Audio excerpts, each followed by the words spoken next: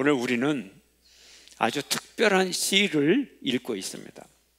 시편 150편에 150편이라고 하는 많은 시를 담고 있지만 오늘 이 시편 88편의 내용은 아주 심각한, 가장 극심한 고난의 내용을 담고 있습니다. 고백하는 이 고통의 내용을 보면 욥이 당한 고난이나 선지자 예레미야가 당하는 그만큼의 극심한 고난을 담고 있습니다. 다른 시와는 전혀 다른 그런 느낌을 갖습니다. 다른 시는 고통을 이야기해도 고통의 원인이 무엇인지, 이유가 무엇인지 잘 나와 있어요. 질병 때문인지, 원수 때문인지, 원수의 조롱과 핍박, 권력자들의 불의, 이런 내용을 다 밝히고 있는데 시편 88편은 극심한 고난을 말하면서도 그 이유를 전혀 말하지를 않습니다.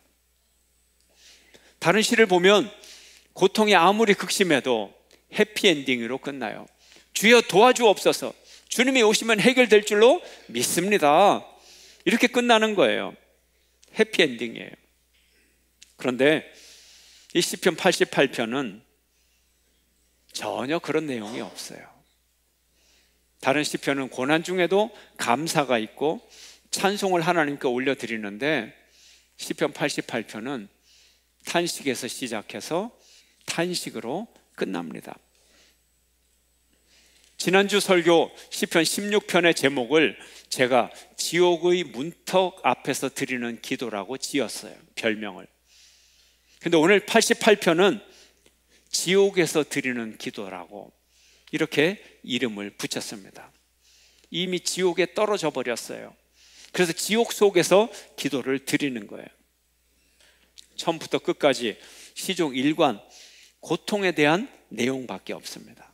감당하기에 그 고통이 너무 어려워서, 그러나 고통이 너무 심해서 이제는 너무너무 지쳐서 힘듭니다 소리도 지르지 못하는, 그래서 힘이 없어서 소리를 안 지르려고 하면 또 고통이 너무 아파서 신음소리가 자기도 모르게 으흥 하고 나오는 이 외마디 고통에 이 끊임없는 그런 신음소리가 이 시편 88편 속에 들어있는 것입니다. 표제어도 제목도 굉장히 길어요. 고라 자손의 찬송시, 곧 에스라인 헤만이 마스길, 인도자를 따라 마할랏 르한노세 맞춘 노래, 이렇게 길게 되어 있어요. 고라 자손은 레위인으로서 찬송을 담당하는 찬송 제사장들 가문입니다. 그리고 그 후손에 헤만이라고 하는 사람이 지은 마스길이라고 하는 거죠. 마스길이라고 하는 찬양은 교훈적인 노래, 능력의 노래, 묵상의 노래, 이런 의미를 갖고 있습니다. 그 다음에 마할랏 르한노시라고 하는 것은 질병 또는 병자를 위해 부르는 노래다, 이런 의미를 가지고 있습니다. 시편 중에서 가장 극심한 고통을 담고 있는 노래. 그래서 가톨릭 교회에서는 이 본문을 성금요일 본문으로 그렇게 사용하고 있습니다. 88편의 시인은 말 그대로 주야로 주님 앞에 기도하고 있습니다. 부르짖고 있습니다.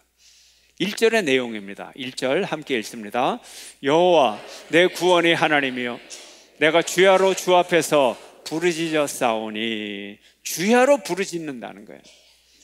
무슨 내용을요? 3절 함께 읽습니다. 무릇 나의 영혼에는 재난이 가득하여 나의 생명은 수월에 가까웠사오니. 영혼이 재난이 가득하고 그 생명이 수월에 가까워. 수월이 뭐예요? 죽음의 세계, 지옥에 가까웠다는 거예요. 나의 영혼과 생명이 완전히 지옥에 떨어졌습니다. 파탄되었습니다. 죽음이 가까웠습니다. 여러분, 몸도 건강하고 아주 사업도 잘 되고 부유하고 환경도 좋고 모든 것이 좋은데 영혼만 병들었다, 이런 일은 없어요. 성경에서 내 생명, 내 영혼 얘기할 때는 몸과 생활과 환경과 영혼과 모든 것이 다 파탄에 이르렀다는 거예요. 모든 것이 다 끝장이 났다는 거예요. 그래서 이 모든 것이 다 포기되었어요. 포기. 4절 말씀 함께 읽습니다. 나는 무덤에 내려가는 자같이 인정되고 힘없는 용사와 같으며. 지금 무덤에 내려가요. 죽은 자와 같고 힘없는 용사와 같아요. 여러분, 전쟁터에 나갔어요. 열심히 전쟁을 합니다. 적군 병사와 막 싸웠어요. 1시간 전투하고 2시간 전투하고. 그런데 어느 순간 아이고 힘이 없다. 내가 내 칼을 들 힘도 없구나. 그럼 뭐가 기다리고 있어요? 원수의 칼날이 기다리는 거예요. 힘없는 용사, 죽음이 기다리고 있는 거예요. 모든 것이 끝난 상황이라는 거예요. 무엇 때문에? 하나님과 단절되었기 때문에 그런 거예요. 하나님과의 단절이 찾아왔어요. 하나님이 버려버렸어요. 하나님이 나를 붙잡고 있는 손을 놔버렸어요. 포기를 해버렸어요. 5절의 말씀입니다. 5절 다 함께 죽은 자 중에 던져진 바 되었으며 죽임을 당하여 무덤에 누운 자 같으니이다. 주께서 그들을 다시 기억하지 아니하시니 그들은 주의 손에서 끊어진 자니이다. 무덤에 많은 시체들이 있는데 그들이 어떤 존재라고요? 하나님의 손에서 끊어진 존재예요. 하나님이 다시는 기억하지도 않는 존재예요. 근데 그런 존재 중에 내가 있다는 거예요. 내가 그 속에 있다는 거예요. 죽은 자 중에 던져진 자, 무덤에 누운 자, 다른 시체와 함께, 다른 뼈들과 함께 그 한가운데 놓인 자, 버림받은 자라는 거예요. 이스라엘을 보면요, 이스라엘의 무덤은요 주로 동굴을 많이 사용합니다. 동굴에 이렇게 깎아요. 선반처럼 이렇게 여러 계단처럼 깎아서 그 선반에다가 시체를 하나씩 놔두는 거예요. 그래서 시체를 놔두면 이 시체가 다 썩을 거 아니에요. 관으로 올려놓던 시체를 그냥 올려놓던 다 썩으면 뼈가 있잖아요. 그 뼈가 이제 시간이 지나면 가루가 되어서 다 날리고, 해골도 처음에는 제자리에 있지만 시간이 지나면 바람이 불면 떼굴떼굴 굴러 떨어지기도 하고, 그래서 한 무덤 속에 시체가 많아요. 옛날에 쓴 시체까지 따지면 셀 수가 없어요. 그래서 성경에 뭐라 그래요? 왕들이 죽으면 조상에게로 돌아갔다 그러잖아요. 조상에게로 돌아갔다고 하는 것이 뭐냐면, 왕실의 무덤은 하나인데 죽으면 그 무덤에 다 들어가는 거예요. 조상들이 이미 밑에 해골이 널널이 깔려 있으면 거기에 또 장사가 되는 거예요. 그러니까 뼈들이 있으면 쑥 치워버리고 새 장례를 치르는 거예요. 이 광경을 한번 상상을 해보세요. 내 시체가 거기 장사되었다 한번 상상을 해보세요. 바로 그런 얘기예요. 많은 시체들 사이에, 버림받은 존재 사이에 내가 버림받았습니다. 이제 나도 하나님이 기억도 안 하시고, 이제 나라는 존재도 하나님의 생각도 안 하시고, 내 존재를 붙잡고 있던 하나님의 은혜의 손이 포기되었다. 내가 그런 존재다. 그런 존재다. 6절의 말씀입니다. 함께 읽습니다. 주께서 나를 깊은 웅덩이와 어둡고 음침한 곳에 두셨사오며. 깊은 웅덩이가 뭐예요? 어둡고 음침한 곳이 뭐예요? 무덤이죠. 무덤. 지옥을 말하는 거죠. 왜 그렇게 됐나요? 하나님의 진노가 임했다는 거예요. 7절입니다. 7절 다 함께. 주의 노가 나를 심히 누르시고 주의 모든 파도가 나를 괴롭게 하셨나이다. 아멘. 무덤에 빠진 자가 자기 스스로 나올 수 있어요? 더군다나 하나님이 포기한 존재, 하나님의 진노가 꽉 누르는 존재, 하나님이 누르고 계시는데 그거를 이겨내면서 살아날 존재가 있느냐고요? 없어요. 파도 속에 빠진 존재가 살아날 수가 있느냐고요? 오래전의 얘기지만 제가 기억하는 한 사건이 있어요. 바닷가에서 해수욕을 할 때인데, 하늘은 맑고 참 좋은데 바람이 좀 세게 불었어요. 제가 해변가에서 이제 해수욕을 하러 물속에 들어가는데, 지극히 얕은 무릎도 안 되는 곳이에요. 무릎도 안 되는 곳. 근데 파도가 와요. 무릎도 안 되는 그런 수심에서 파도가 오면 얼마나 세겠어요. 근데 꽤 높게 오는 거예요. 그래서 저는 얼굴 쪽으로 이렇게 오길래 물을 피해서 어깨로 조금 이제 파도를 피하려고 하는데, 글쎄 이 파도가 얼마나 센지 저를 넘어뜨린 거예요. 제가 넘어져 가지고 떼굴떼굴 굴러서 그 해변가를 굴렀어요. 그래서 파도가 물러나고 다시 일어서려고 하니까요, 여전히 물은 이렇게 낮은 거예요. 내가 이렇게 낮은 물에 누워 있는 거예요. 어른이, 다 큰 어른이. 얼마나 아픈지요. 예. 온몸이 아픈 거예요. 떼굴떼굴 굴르면서 그 파도 때문에. 다행히 모래백사장이었어요. 그게 이런 큰 자갈백사장이었으면 아마 다 멍이 들고 깨졌을 거예요. 예, 머리도 깨졌을지 몰라요. 예, 큰 사고가 났을지도 몰라요. 파도가 이렇게 힘이 센 거예요.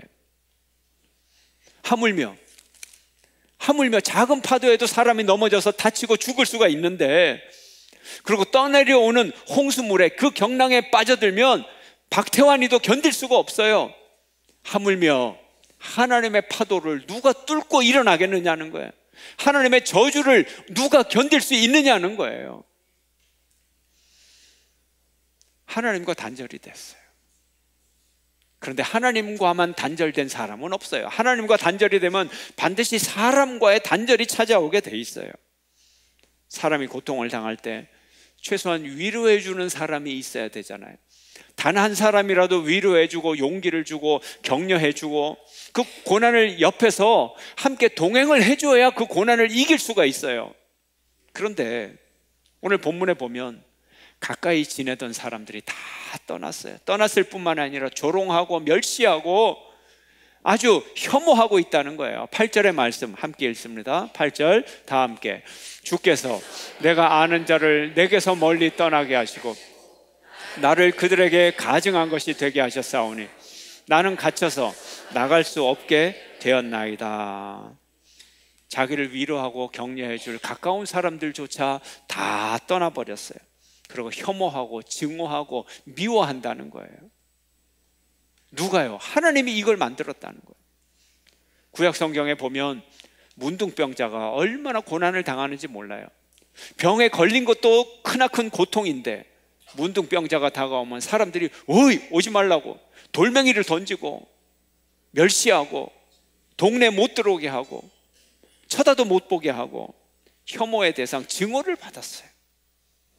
이런 고통을 오늘 시편 88편의 저자가 고통을 당하고 있는 것입니다.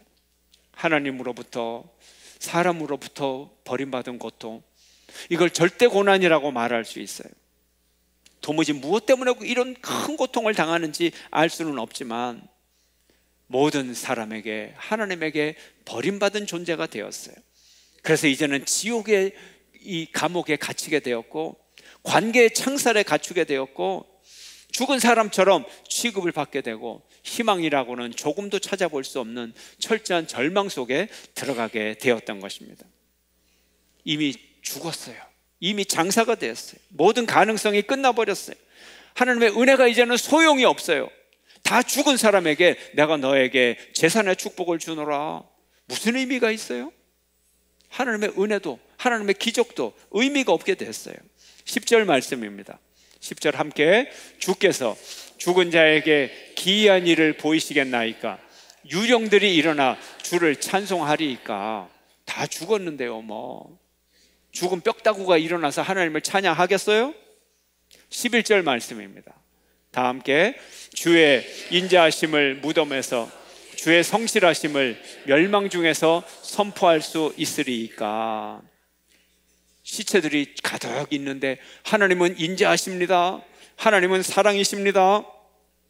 하나님은 성실하십니다. 무덤에 가서, 공동묘지에 가서 아무리 큰 소리를 해도 아멘 할렐루야 일어나는 영혼이 없어요. 소용이 없어요. 모든 기회가 다 끝났단 말이에요. 하나님의 은혜조차 소용없는 때가 됐어요. 모든 것이 끝나버렸어요. 여러분, 모든 것이 끝나기 전에 하나님 앞에 돌아가야죠. 끝나기 전에 하나님의 은혜를 받아야죠. 끝나버리고 나면 하나님의 은혜와 기적이 무슨 소용이 있어요? 우리가 죽고 나서 하나님이 우리에게 은혜를 베풀어 주시면 우리가 어떻게 찬양할 수가 있어요? 모든 가능성이 사라지고 모든 기회가 떠나고 모든 것이 다 죽음으로 결론이 내려졌어요. 왜요? 하나님까지 버렸기 때문에, 하나님까지 외면하시기 때문에. 그러면 어떻게 해야 됩니까? 하나님이 버렸어요. 어떻게 해야 됩니까, 여러분? 끝입니까? 대답을 한번 해보세요. 하나님이 우리를 죽음의 운명으로 몰아냈어요. 그럼 어떻게 합니까? 이제는 하나님까지 그렇게 했는데, 모든 것이 끝인데, 그래서 진짜 끝입니까?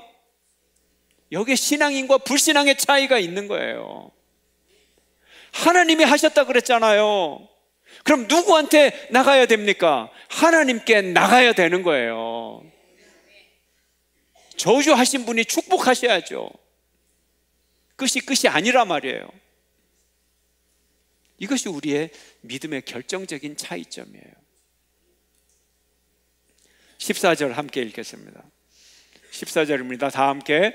여호와여, 어찌하여 나의 영혼을 버리시며 어찌하여 주의 얼굴을 내게서 숨기시나이까. 아까 분명히 하나님의 손이 놓았다 그랬잖아요. 이거 끝이구나. 그 끝이 아니라 하나님을 향하여, 하나님 어찌하여 내 영혼을 버리셨어요? 하나님 정말로 버리실 겁니까? 하나님 당신의 얼굴을 내게 보여주소서. 기도해야 된다는 거예요. 오늘 이 시편 88편의 시인의 가장 큰 문제는 하나님이 버리셨다는 거예요. 하나님이 외면하고 숨어버렸다는 거예요. 얼마나 견디기 힘들까요?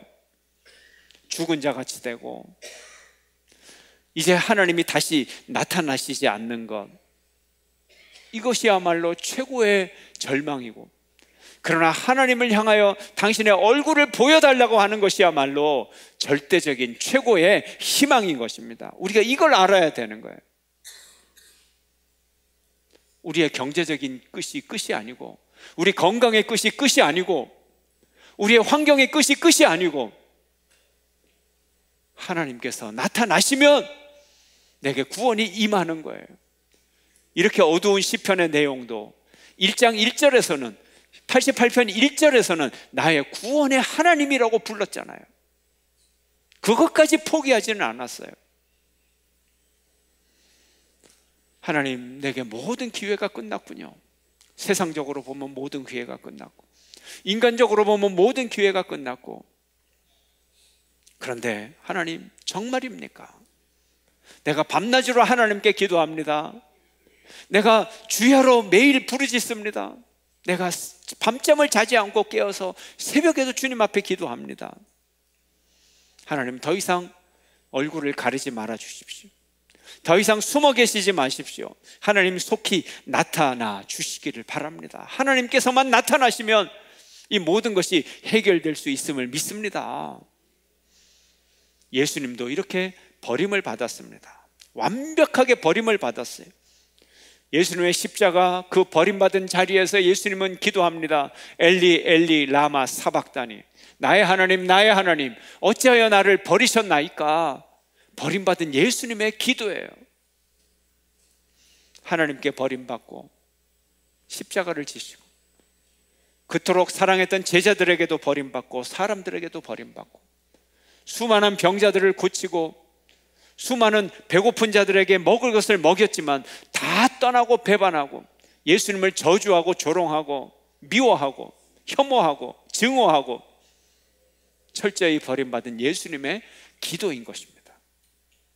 주님 앞에 부르짖었어요. 모든 것이 포기된 자리에서, 모든 것이 끝난 자리에서, 그래도 주님은 하나님 앞에 부르짖었어요. 하나님이 나를 떠난 것 같고, 하나님이 나를 모질게 저주하고, 하나님이 나를 모질게 벌 주는 것 같은데, 그래도 하나님 앞에 기도했던 것입니다.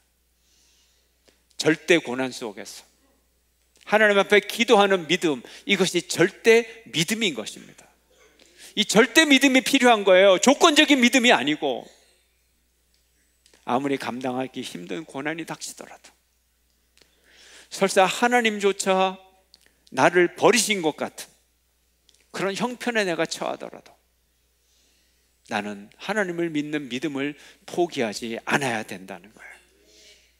모든 것이 끝나버린 절망의 삶의 조건에 얽매이지 않는 믿음, 이것이 절대 믿음인 것입니다.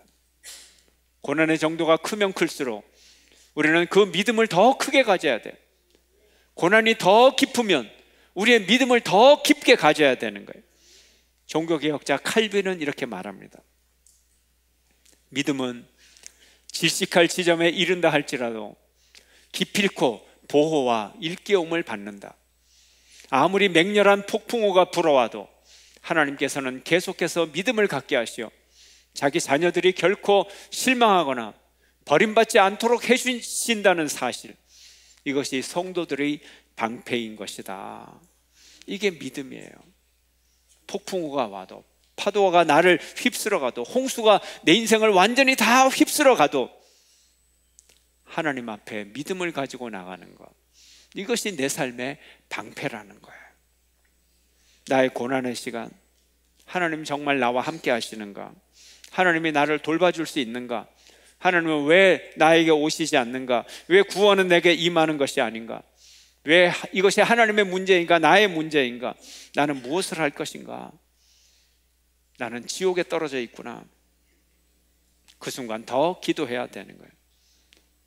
지옥에 떨어질 때까지 뭘 했느냐는 거예요.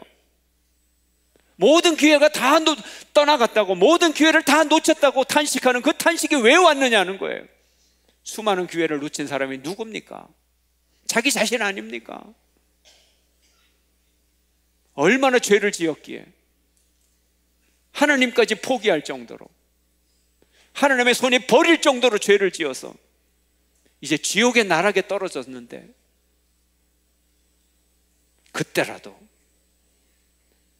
비록 나의 죄 때문일지라도 그때라도 하나님을 붙잡아야 돼요. 이게 절대 믿음이에요. 절대 믿음. 절대 믿음은 결코 위험한 믿음, 위대한 믿음일 필요는 없어요. 최소한의 믿음이라도 이것이 절대 믿음인 거예요. 지옥에 떨어지기 전에도 믿음으로 나가는 것이 절대 믿음이고, 지옥에 떨어진 것 같은 그 절망 속에서도, 이미 지옥에 떨어져서도 하나님께 기도하는 것이 절대 믿음인 것입니다. 세상의 모든 가능성이 끝났다고 느끼는 그 순간에도, 하나님조차 보이지 않는 그 순간에도 우리는 기도할 수 있어요. 우리는 지옥에서도 기도할 수 있어요. 그렇다면 우리는 절대 믿음을 가지고 있는 거예요. 여러분 모두가 절대 믿음의 소유자가 되시기를 축원합니다. 절대 고난을 이기는 절대 믿음으로 여러분의 모든 삶을 이겨나가는, 하나님의 구원받는 여러분 되시기를 주의 이름으로 축원합니다.